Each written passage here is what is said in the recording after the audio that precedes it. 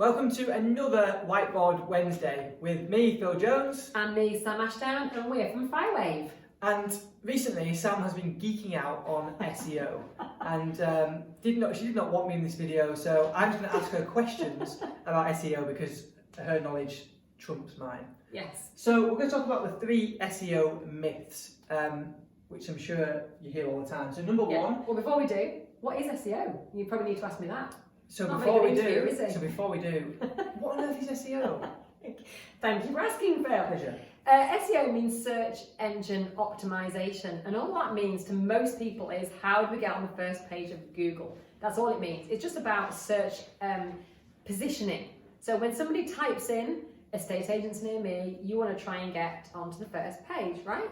Well, you can do, but it does require a lot of work and some technical knowledge. So what we're going to do now really is just smash the first 3 myths, but obviously I'm sure you know there's a lot more to it than this. So if you want more information about this, then reach out to us directly. And I suppose like algorithms on social media, these are developing all the time, and I'd imagine now totally different to 10 years ago. Yeah, in fact, this says about a major update every quarter, and by a major update, the websites that ranked number 1 on page 1 may now not rank at all from one major update, and the people on page 16 and crying were now on page 1 in first position. So it can be that much of a change to your business. So it's not date. I would imagine I create a website, SEO is amazing, I get enough traffic there. I would imagine it's updated every second. Yeah, it's updated, not the algorithm. You're talking about the search results are updated every second. Right, okay. But the way they decide who's going to rank changes every single day. The criteria changes. The criteria changes. And the criteria is highly secret. Nobody in the world, no one person in the world knows everything that ranks you on Google. Nobody. So Google don't share most of their ranking information, apart from obviously Phil. What they share is snippets, best practices, and general strategy and direction.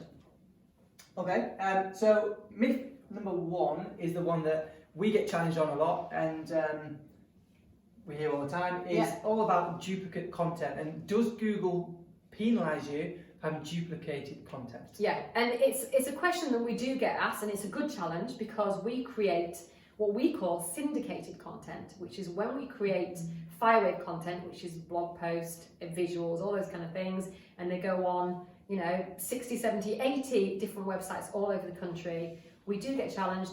Are Google not going to penalise me for this? Well, I can tell you categorically there is no Google duplicate content penalty. It does not exist. So is that new, or no, has it never existed? It's never existed. Right. Now, the reason it began to become a myth and people thought it was true was because there was a lot of rubbish websites out there. Back before the Panda and the Penguin update, so probably 10 years ago now, people would just create spammy websites to send lots and lots of links to other websites, and then those websites would rank. And because of that, it used to put lots and lots of content, used to scrape content and put it across thousands of websites, and that was kind of the way to get your site ranked. That is now no longer the case, because what Google does recognise is there is some syndicated content out there, and it's important for the general use of the web. So Google doesn't particularly unrank you or de-rank you, as it's called. What it does is it tries to find the original source. Now, if we've created a blog post for our clients and it's called Preparing to Sell Your House, what will Google try and do is we'll try and find the original source. But what we have discovered is if somebody types in something to do with preparing to sell, their local agent, client of ours, will usually rank on the first page for that search term. So I think it's using a local bias to override the original bias, if that makes sense. But it stands to reason that if everybody puts their blog post on at roughly the same time, Google's not going to be able to find the original anyway. So it's then going to go to the local bias, and that's how you will rank. Yeah, I suppose the last thing you want is preparing to sell, and then checklist, and then 60 blogs comes up with agents all around the country. Yeah, and that could happen. If you put in the exact search term and it's the exact same title as the blog, that could happen. But we've got to remember why this content is so important to agents. It's not because somebody's going to type in preparing to sell, because it's unlikely they are. And actually it's also unlikely you're going to outrank Rightmove, We Buy Any House, House Beautiful, Telegraph Property. Unless you've got a ton of money and time to throw at it, don't even bother trying to de-rank those or to outrank those, because you're probably not going to be able to. What's really important is thinking about the customer journey when somebody first thinks about putting their house on the market, what they do. So they'll go to Rightmove, they'll look at all the different agents in their area, and then what they might do is they might see a board in the street and go to that person's Facebook page, go to that agency's website. And what they need to see is consistency of content. They need to see that, the best thing that we ever hear when we go out to see somebody that's thinking about putting a house on the market with us is, you're everywhere. Yeah, you're everywhere. We've read every blog, we've watched every video, and you know that you're just there for them to say yes. You're not there to try and prove yourself in any way, because they've already followed your journey. What we've never had is, your SEO was brilliant. No, never. Yet. No. You're quite pleased if we did get that one. I probably would, yeah. So let's go on to number 2, and I'm sure you've all seen those websites which are 3 decades long. A lot of it doesn't make sense, but it all has a lot of words that you would Google. We call it keyword stuffing. Is that relevant today? No, and this is what the Penguin update did. So this was about, I can't remember what it was now, let's say 2012. So the Penguin update came out from Google, with Google saying, right, I'm sick of all these spammy websites, all these junk websites, we're going to get rid of them all in one go. And actually it sent a lot of website companies and marketing companies bust at that particular point, because what it realised was that the user experience was awful. If back in 2010, if you were to Google something like how to sell your house, you get so many spammy links you wouldn't know where to go. Now what you get actually is really good usable content, relevant ads, you get a map, you get an agent near you, all the good things that your user experience is going to be enhanced by. So the idea of keyword stuffing is ridiculous, but you'll still see it on some older websites, and maybe some older web developers are still using it, where what they do is they hide all the keywords in a colour block that is, where you can't really see the colour of the text. And it'll say things like, for us it would be estate agents Windermere, estate agents Ambleside, estate agents Hawkshead, and it would go properties for sale Windermere, properties for sale Ambleside, properties, and it would just go on and on and on like this. Well, Google knows that that's not natural, it's not got a natural format, and therefore it's not going to send any traffic to that site. I suppose the thing to think about is Google and people that work at Google are a lot smarter than we are. Google knows more about anybody than anybody else. Probably more than Facebook. More than Apple, do you think? Yes, because I think it knows more about your browsing history and your intent. But Apple can see our pictures. Well, that's true too, yeah. Topic for another time. And I was going to say, not yours. Where we go with this? And therefore, don't think you can outsmart Google. No, you can't. So just play in the sandbox with Google's rules, and your site will perform better because of it. Good. So just on that for a second, for those people, new agents or the agents that are thinking about making a new website, what is important to have on your homepage? That's a good question. So you probably need to have at least 300 to 500 words. Now, some of the slicker websites look great, but they've got like 5 words on them, haven't they? Good though. They look great, but Google's got nothing to crawl. The other myth actually we didn't put on there, which is it's not websites that rank, it's pages that rank. So you've got to get your page to rank. So imagine your homepage is the only part of the website anybody's ever going to see. Is there enough information on it? Do you say you're an estate agent, something we've fallen foul of before? Do you say who you're for, and do you say what you want that person to do? Because if you don't say those, Google can't find enough information to be able to send people to your site and be confident about the results. Google wants to send people to your site. Yeah. You just need to give them the tools in order to do that. But it also doesn't want people to go to your site and then bounce straight back off again because it's not the result they wanted, and that is what's going to de-rank it. Yes. So just to explain that, the more people that click on the link on Google, go to your homepage, think, these guys are not for me, and go back to the bounce back rate. Yeah. The higher the bounce back rate, the lower Google will rank. Yes. That particular part of the algorithm. Exactly. Just sticking with page ranks, if you create your own YouTube channel and your own LinkedIn, they seem to do really well. Yeah, they do. We haven't seen the same thing with Facebook. There are some Facebook.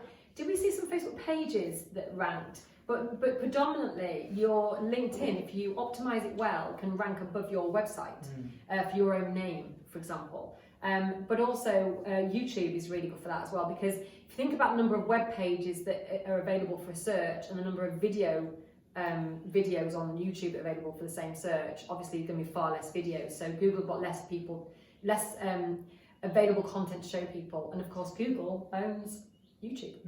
And you can hijack YouTube, a bit of YouTube and LinkedIn's traffic, which you will never get. Yes, exactly, because it ranks so highly.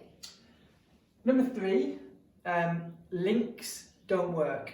Yeah, so this goes back to the pre-Penguin update where links did work, where they create something called... To explain that, where are the links? Yeah, so these links, people created things called link wheels, which was, I'll link to your site, you link to that site, you link to that site, and then you all link to each other. And you create thousands of web pages that do that, and eventually, you know, everybody gets everybody else's links. And that was based on volume of links. When Google thought, right, well, if a site's got 10,000 links and this site's only got 1,000 links, the 10,000 link site must be better. It's got places to go. So this is links from other websites to you. So the best link in the world would be if the BBC linked to Ashdown Jones, right? That would be at the top of the link tree. That would be, you know, the... So is that good from an algorithm point of view, Yes. or is that good from a traffic into BBC that would then... Both, because then it creates its own virtuous circle. Okay. So Google say, well, this site must be amazing because the BBC is linking to it, and then it will send lots of people to it, and then because lots of people go to it and stay on that site, Google will then send more people to it. What I have seen though is they can be short-lived, those kind of links. We've been linked to from the Times, for example, and we get a nice big blip, but then it goes back down again. So it's not got sustainability really. But Google do look at the credibility of the links. This is inbound links to your website from other websites, and that is important. So on links, let's say BBC linked Ashdown Jones. Yeah. The bounce back rate is going to be high. People will click on that, see the actual link and come out. Yes, exactly. Yeah. Do Google take that into consideration? Yes and no. It depends on what they're going to, but I would say predominantly yes. I mean, it may not be high. It depends on what they want to read.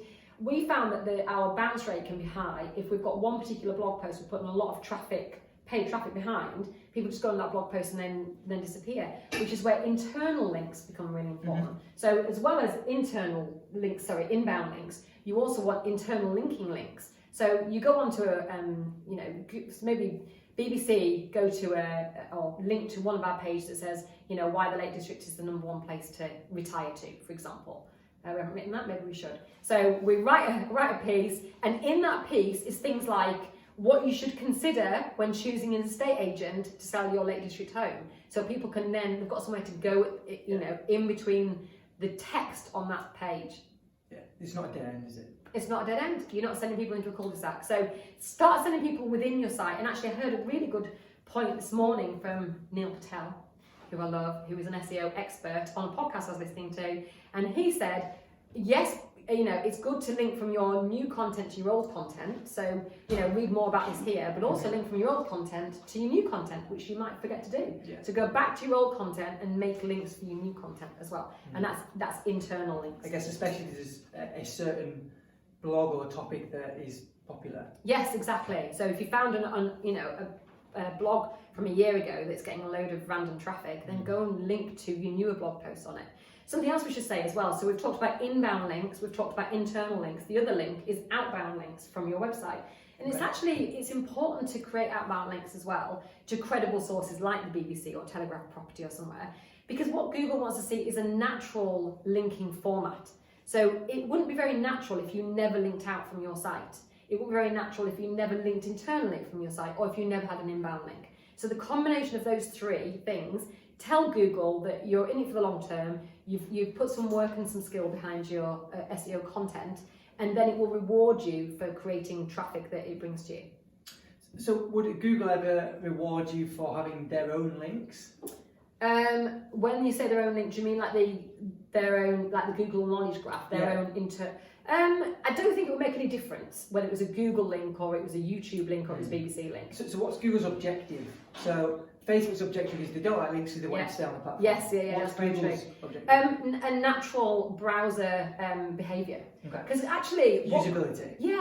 And also because what Google's trying to create is, just like Facebook is, trying to create somewhere you can go and stay for a bit. You can browse around. So Google's got something called a knowledge graph, where it has its own proprietary knowledge to rival kind of Wikipedia. So it does use Wikipedia a lot. You've probably seen, if you put in how old is the Queen, you are going to get an answer there and then in Google, which is from Google's own resources, and that's called Google Knowledge Graph. So you get an answer before you press enter. You do. It's called a zero-click search. And underneath that, though, it'll probably be a Wikipedia search or a Wikipedia knowledge panel on the right-hand side. Yeah. So what it's trying to do is it's trying to say, look, we are the all-seeing, all-dancing. Stick around for a while. Do your browsing here. You don't need to go anywhere else.